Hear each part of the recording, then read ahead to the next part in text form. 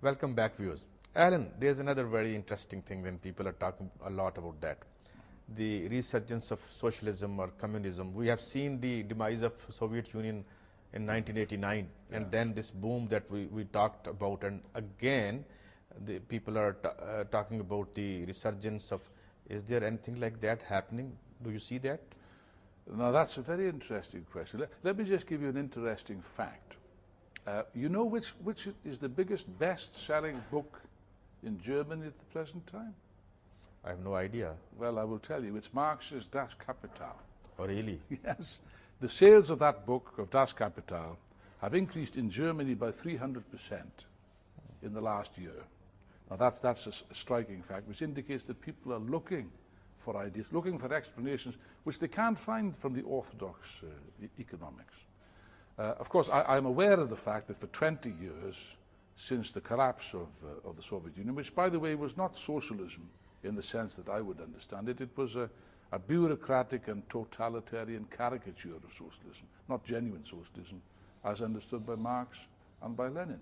Nevertheless, there's been a colossal ideological counteroffensive, that socialism was dead, that Marxism is dead, that communism is dead. Well, you know, here's an interesting comment, not from a Marxist. About 3 weeks ago, George Soros, as you know, is a major investor and a prominent defender of capitalism, stated that the present crisis, the world crisis of capitalism, is the equivalent for capitalism of the collapse of the Berlin Wall. In other words, what we're seeing here, it was predicted by my old friend and comrade Ted Grant, who died a couple of years ago. He said 20 years ago that the crisis, the collapse of the Soviet Union would only be the prelude to a far bigger crisis, which is the collapse of capitalism, which we are now witnessing. And therefore, the idea of communism and socialism and Marxism, far from being dead, is very relevant. It's on the order of the day. And I would say for every country in the world, including Pakistan. Alan, these economists and the official economists of the West, they are looking at things from a different perspective.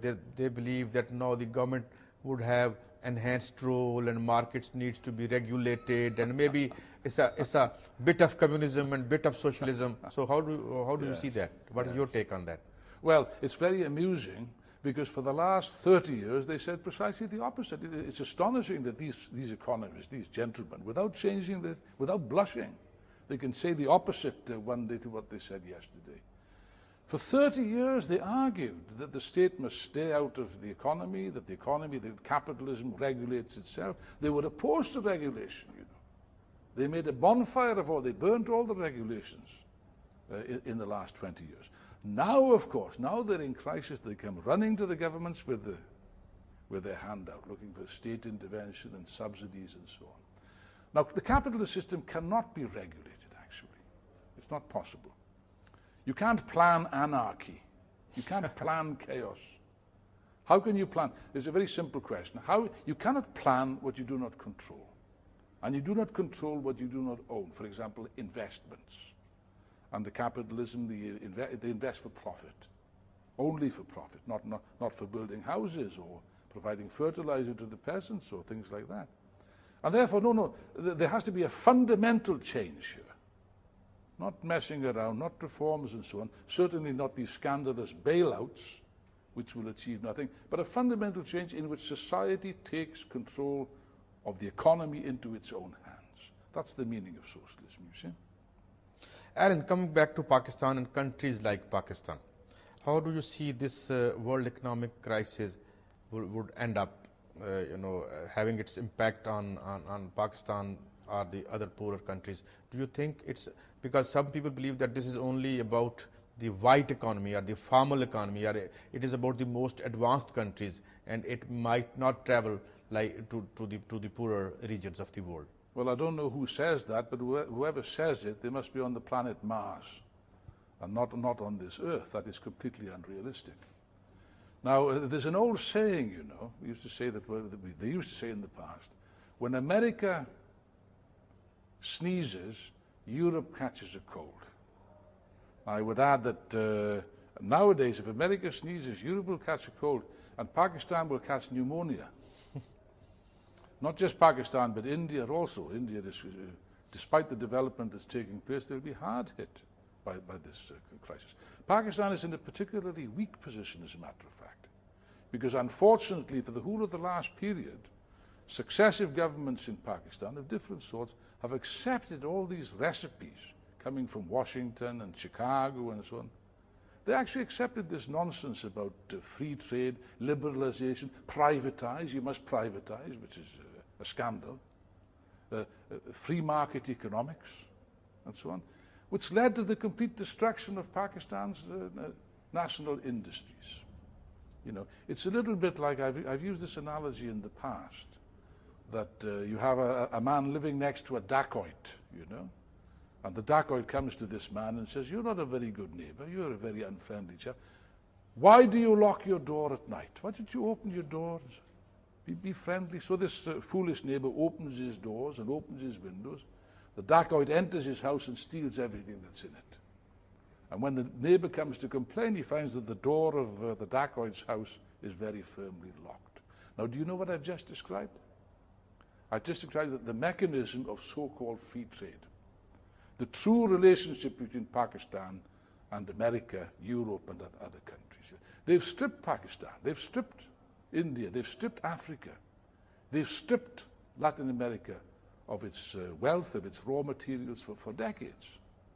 And now, of course, the countries like Pakistan complain and they don't find any redress. Incidentally, the idea that Pakistan would not be affected by the crisis, I don't know who put that forward, but I would just answer in this sense. If it is true what you say, why does Pakistan have to go and ask for a loan from the IMF? How much is it? $7.6 billion? $7.6, with stringent conditions attached, monstrous conditions attached.